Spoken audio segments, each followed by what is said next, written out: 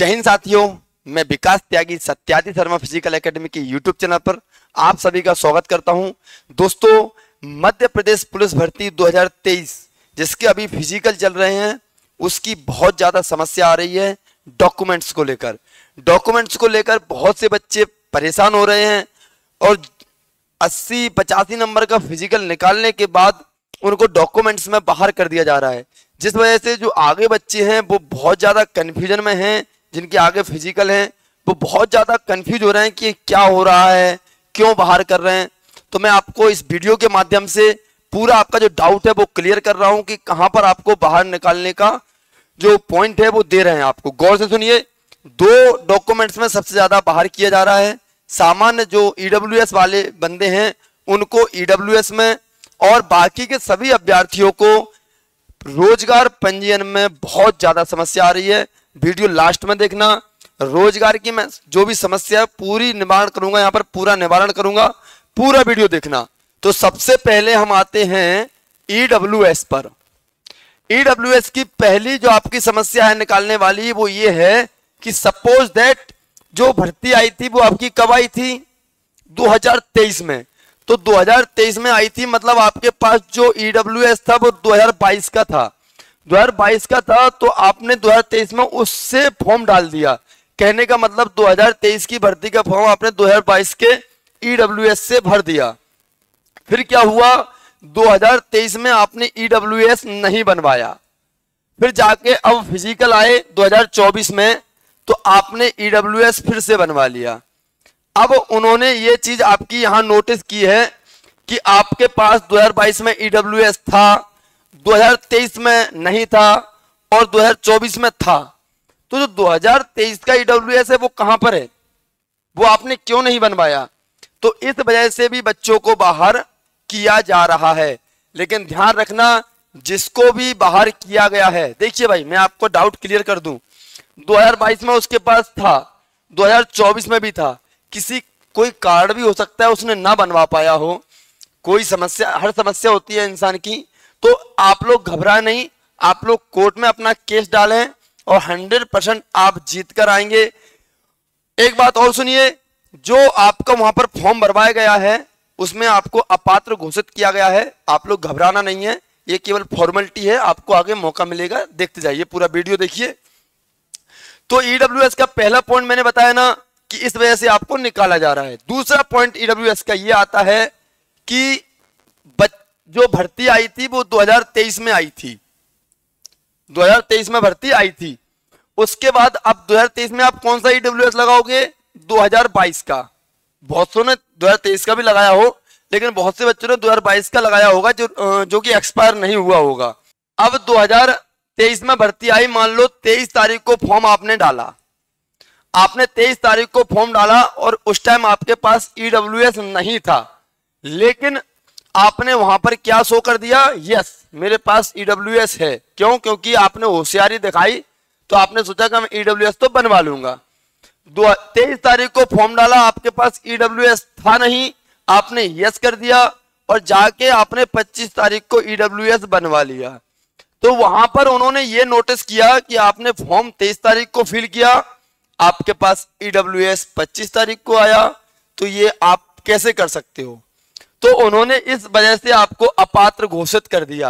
यह दो वजह रही हैं आपको ईडब्ल्यूएस की वजह से अपात्र घोषित करने की। दूसरा पॉइंट अब आता है सबसे महत्वपूर्ण, जीवित रोजगार। मेरे दोस्त, सबसे ज्यादा कंफ्यूजन इस टॉपिक को लेकर है बच्चों के अंदर। 2 मिनट के अंदर आपका कंफ्यूजन बिल्कुल खत्म। तो रोजगार को लेकर क्या समस्या आई हैं और क्यों बाहर निकाला है वो सुनते जाइए। सबसे पहला पॉइंट, बहुत से सेंटरों पर कैसे निकाला पहले मैं वो बता दूं। मान लो बच्चे ने 2019 में रोजगार बनवाया, अब 2019 से 20, 21 और 22 तक उसका रोजगार चला। अब उसने अगर 20 में बनवाया तो 23 तक उसका रोजगार बना।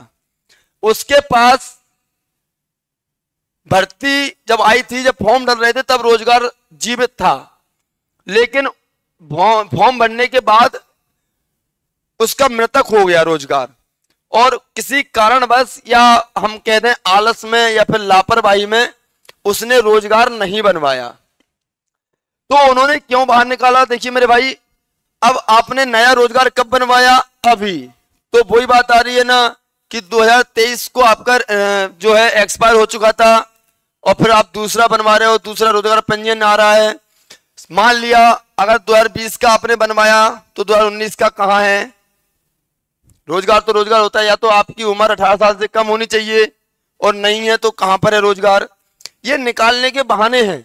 मैं क्या बोल रहा हूं, मैंने आप लोगों को वीडियो में बताया था कि उन लोगों का जो रहेगा मकसद आप लोगों को बाहर निकालने का रहेगा और हमको कोई ऐसी कमी नहीं छोड़नी है कि हम बाहर निकल जाएं। वैसे ऐसा ये कोई टॉपिक नहीं है, लेकिन उन्हें निकालना था तो उन्हें निकाल दिया, लेकिन घबराना नहीं है, अभी आपके पास बहुत कुछ रास्ता बाकी है।